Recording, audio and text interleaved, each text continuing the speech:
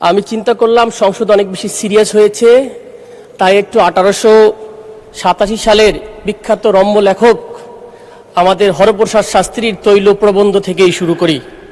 উনি বলেছিলেন, বাস্তবিকই তৈল সর্বশক্তিমান। যে সর্বশক্তিমান তৈল ব্যবহারে মানে ম্যানেজমেন্টে মজুদে করিতে জানে সেই সর্বশক্তিমান। মাননীয় স্পিকার, আজকে তৈলের এমন একটা সমস্যা দেখা দিয়েছে, এই ম্যানেজমেন্ট ঘাটতিটার কারণে এই পৃথিবীতে সমস্যা হয়। এই জন্য পলিটিশিয়ানদেরকে বলা হয় দ্য আর্ট অফ ম্যানেজমেন্ট করে কিভাবে পিপলসকে ম্যানেজমেন্ট করে পলিটিক্স করা হয়। আমি মুদ্রা দুইটা সমস্যার কথা বলবো সংকটের, এরপরে সমাধানের ব্যাপারে যদি সুযোগ থাকে বলবো। মাননীয় স্পিকার, আমাদের দুইটা সংকট ঘটেছে এই সংকটের মধ্যে। এক নম্বর হচ্ছে আমরা ইন্টারন্যাশনালি ডিপ্লোমেসিতে ফেল করেছি। কিভাবে ফেল করেছি আমি আপনাকে একটু বলি। আপনারা এই যখন ইরান যুদ্ধটা শুরু হলো, আমরা যখন বিগিনিং এ যে স্টেটমেন্টটা দিয়েছি, এটা আমাদের সাংবিধানিক যে অন্য অন্য রাষ্ট্রের ব্যাপারে আমাদের আচরণ এবং ব্যালেন্স ট্রিটমেন্ট করার ব্যাপারে যেটা ছিল, সেটা কমপ্লিটলি ইমব্যালেন্স একটা স্টেটমেন্ট হয়েছে, নাম্বার ওয়ান। দুই নাম্বার, যারা আন্তর্জাতিক সম্পর্কে মিনিমাম পড়াশোনা করে তাদের একটা রিয়ালিজম থিওরি নামে একটা থিওরি আছে। এটা মানে হচ্ছে একটা ন্যাশন স্টেট সিস্টেমের প্রথম কাজ হলো আমাদের রাষ্ট্রের স্বার্থটাকে প্রথম দেখতে হবে, যেখানে আমাদের ইন্টারেস্টটা সার্ভ হবে।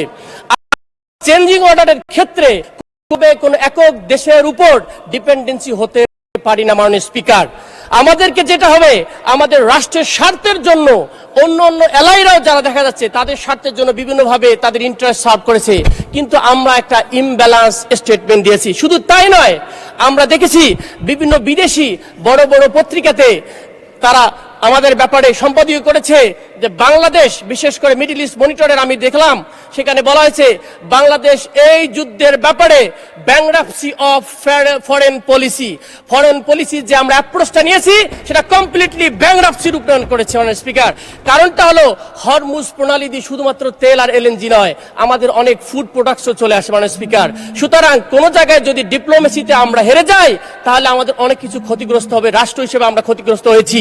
এবং আমরা সর্বশেষ ইরানি অ্যাম্বাসেডরের বক্তব্য থেকে স্পষ্ট বার্তা বুঝতে পারি। উনি বলেছেন আমরা ব্রাদারলি 6টা রাষ্ট্রের ব্যাপারে খুবই পজিটিভ ছিলাম, কিন্তু আমরা কষ্ট পেয়েছি। ওনার মেইন ব্যক্তি সুপ্রিম লিডার মারা গিয়েছে, তখন আমরা শোক বার্তা দেওয়ার ক্ষেত্রে আমরা মনে হয় একটু কার্পণ্য করেছি। আমরা কারো শত্রুতা নই, আমরা কোনো দোষের ব্যাপারে নই, আমরা কোনো পক্ষ বিপক্ষে নই। আমি এই ব্লক সেই ব্লকের কথা বলতেছি না মাননীয় স্পিকার, আমি বাংলাদেশ ব্লকের বাংলাদেশের ইন্টারেস্টের কথা বলছি মাননীয় স্পিকার। সুতরাং ডিপ্লোমেসিতে আমরা একটা লস করেছি, এটা একটা ম্যানেজমেন্টের ঘাটতি, ইন্টারনাল ঘাটতিতে। যদি মাননীয় স্পিকার আমরা একটা জিনিস বলি, আমাদের সবচেয়ে বড় সংকটটা হয়েছে তেলের ব্যাপারে। আমরা আমাদের সম্মানিত মন্ত্রী 300 ধারায় বক্তব্য দিয়েছিলেন, উনি আশ্বস্ত করতে পারেন নাই। কারণটা কি? এখানে একটা আমাদের ডাটার বা তথ্য সংকটের কারণে সঠিক তথ্যের অভাবে মানুষের বিশ্বস্ততা হারায়। বিরোধী দল যেমন আস্থা পায়নি, জনগণ দেখছে বিশাল বিশাল লাইন, আস্থা পায়নি। তখন প্যানিক বাইং এর যে আপনার থিওরিটা বলেন, প্যানিক বাইং থিওরি 1 মাসের বেশি কাজ করে না মাননীয় স্পিকার। আজকে প্রায় 2 মাস হয়ে যাচ্ছে। সুতরাং প্যানিক বাইং থিওরি না, থিওরিতে এক্সাক্ট তথ্যটা ছিল না।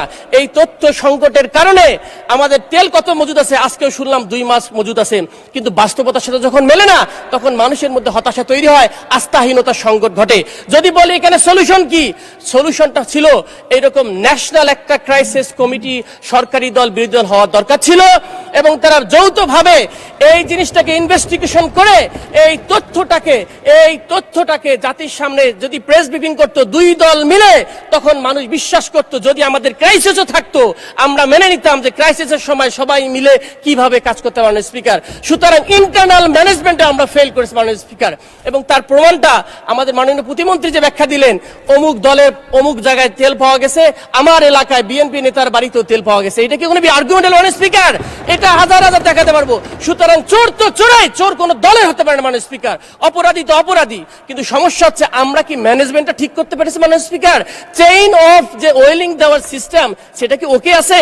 এইটার কারণে পণ্য পরিবহনের সমস্যা। আমি শুধু একটা সেক্টর অ্যাড্রেস করি, এটা মিসম্যানেজমেন্টের কারণে 8টা জায়গায় নষ্ট হয়েছে। পরিবহন সেক্টরে যদি কথা বলি, আমি চেক করে দেখলাম কোন ডাটায় কতগুলা পরিবহন চলে, কতগুলা বাস চলে, কোনো ডাটা নাই। কি একটা রাষ্ট্র আমরা আমাদের। আমার প্রফেসর আমাকে বলতো, যদি 1 মিনিট বাড়িয়ে দেন, 1 মিনিট শেষ করব। আমার প্রফেসর আমাকে বলতো যে মুসলমান বিশ্বে কোনোদিনও রিসার্চ কাজ করে না। বলে কেন কাজ করে না? কারণ তোমাদের জনসংখ্যার ক্যালকুলেশন ঠিক নাই। যদি স্যাম্পল সাইজ ঠিক না থাকে তার রিসার্চের ফল ঠিক আসে না। আমাদের কয়টা পরিবহন আছে, কয়টা কি আছে সেটা আমরা জানি না মাননীয় স্পিকার। এই জন্য এক্সাক্ট পলিসি নিতে গেলেও পলিসিগুলো আমাদের ফাংশন করে মাননীয় স্পিকার। এই জন্য একুরেট ডাটা, বাস, ট্রাক কয়টা কত তেল যায় সেটার একটা একুরেট লিমিটেশন থাকে, তাহলে আমরা এটা ফাংশন করার ক্ষেত্রে হেল্প করতে পারি মাননীয় স্পিকার। সুতরাং তথ্য ঘাটতিটা আমাদের দূর করতে হবে, আস্থায় নিয়ে আসতে হবে। এবং আমরা বিভিন্ন জায়গায় তথ্য দেখছি অকটেনের নাকি অনেক উপচে পড়া সম্ভাবনা রয়েছে। এর মধ্যে দেখলাম সুপার পেট্রো, মেঘনা এমডি নিজেই সাক্ষাৎকার দিয়ে বলতেছে আমাদের তেল আছে, সরকার নিচ্ছে না, আর আমরা বলতেছি তেল পাচ্ছি না। আসলে বাস্তবতাটা কোনটা সেটা এখন পর্যন্ত ক্লিয়ার যদি হইতে পারতাম তাহলে মনে হয় আমাদের জন্য সুবিধা হইতো। বিপিসি গত বছর 52,000 কোটি টাকা 11 বছরে লাভ করেছে, আর বলতেছে আমাদের 36,000 টাকা ঘাটতি দিতে হবে। মাননীয় স্পিকার, তো এত দাম বাড়াইলে আমাদের রাষ্ট্রের মানুষের তো নাবিশ্বাস হয়ে যাবে। সব মিলে যদি বলতে চাই, আমাদেরকে যদি সব মিলে একত্রিত কাজ করতে হয়, একটা ওয়েল ভিশন, ডেকোরেটেড ম্যানেজমেন্ট, দুইটাকে ঠিক করতে হবে। সবাই মিলে বসে যেখানে ফেইলিওর হচ্ছে সেখানে অ্যাড্রেস করতে হবে। জি, ধন্যবাদ মাননীয় সদস্য।